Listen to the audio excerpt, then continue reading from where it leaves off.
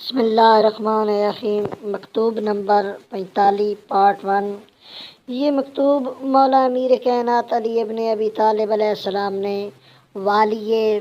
بصرہ عثمان بن حنیف کے نام لکھا جب اس کو کسی بڑے شخص نے کھانے کی دعوت دی تو پھر آپ نے یہ مکتوب تحریر فرمایا۔ جب حضرت کو یہ خبر پہنچی کہ والی بصرہ عثمان بن حنیف کو وہاں کے لوگوں نے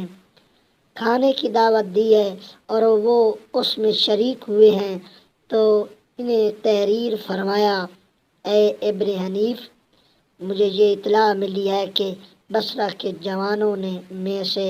ایک شخص نے تمہیں کھانے پہ بلایا اور تم لپک کر پہنچ گئے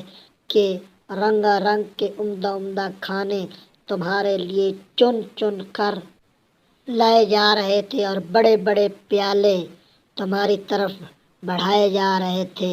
مجھے امید نہ تھی کہ تم ان لوگوں کی دعوت قبول کرو گے جن کے یہاں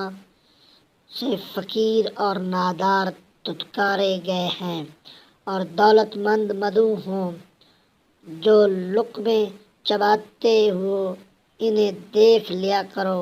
اور جس کے متعلق شبہ بھی ہو اسے چھوڑ دیا کرو، اور جس کے پاک و پاکیزہ طریقے سے حاصل ہونے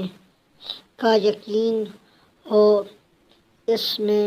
سے کھاؤ۔ تمہیں معلوم ہونا چاہیے کہ ہر مقتدی کا ایک پیشوا ہوتا ہے جس کی وہ پیروی کرتا ہے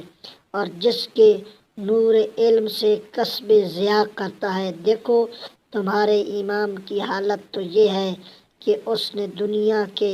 ساز و سامان میں سے دو پھٹی